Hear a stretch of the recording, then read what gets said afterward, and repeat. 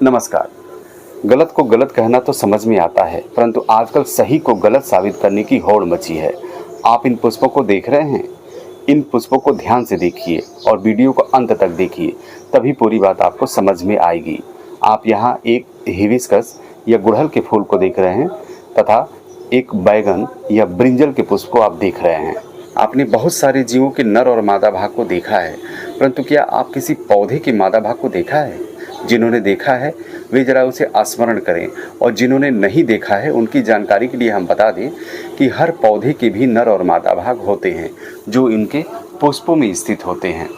और इस प्रकार पुष्प हर पौधे के जनन अंग या रिप्रोडक्टिव ऑर्गन कहलाते हैं। आप सब क्षमा करिएगा, यहाँ विज्ञान पढ़ाना मेरा उद्देश्य नहीं है, बल्कि यह बताना है कि कैसे कुछ प्राकृतिक रहस्य हमारी सभ्यता और संस्कृति से जुड़े हैं, जिससे हम लोग बहुत हद तक अनभिज्ञ हैं।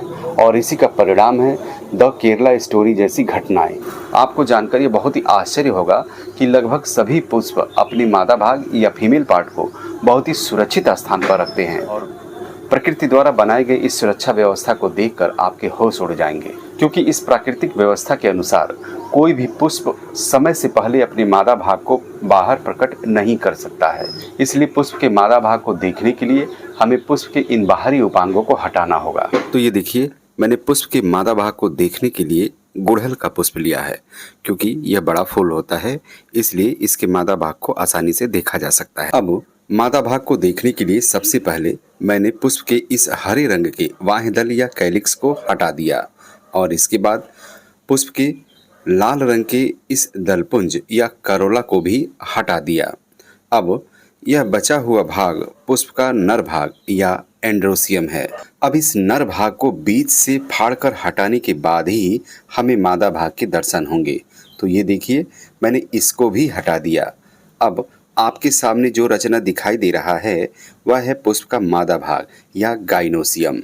ये गुड़हल के पुष्प का मादा भाग है, और इसी तरह हम किसी भी पुष्प के मादा भाग को देख सकते हैं, और लगभग सभी पुष्प में उसका मादा भाग ठीक इसी तरह बेहद सुदृढ़ सुरक्षा व्यवस्था में ठीक बीचों बीच में स्थित होता है। देखिए, ये बैगन के पुष्प का मादा भाग या फीमेल पार्ट है, जिसको मैंने गुड़हल के पुष्प के जैसे ही चीड़ फाड़ करके निकाला है। किसी भी पुष्प का मादा भाग पुष्प के नर भाग से मिलने के बाद फल में परिवर्तित हो जाता है, और तभी यह बाहर प्रकट होता है और हम सबको फल के रूप में दिखाई देता है। फल के अंदर बीज होते हैं जो उस पौधे के वंश को आगे बढ़ाने में सहायक होते हैं। अब आप कल्पना करिए कि यदि मादा भाग के चारों तरफ की इस सुरक्षा व्यवस्था को समय से पहले ही हटा दिया जाए तो क्या होगा। इस दशा में कीड़े मकोड़ों के द्वारा पुष्प का मादा भाग नष्ट हो सकता है, या बच गया तो दूसरे पुष्प के नर भाग से मिलकर यह संदूषित हो जाएगा और संकर बीज उत्पन्न करके पौधे के वंश को ही खराब कर देगा। और इसीलिए प्रकृति ने मादा भाग को इतनी सुरक्षा दी है, और पुष्प के ये सारे भाग जैसे बाह्य दलपुंज और नर भाग, इसको प्रकृति ने इस तरह से व्यवस्थित किया है कि ये हर समय अपनी मादा भाग को ताड़ते रहें, उसकी देख रेख करते रहें या उसकी सुरक्षा करते रहें, ताकि पौधे का वंश संदूषित न हो पाए।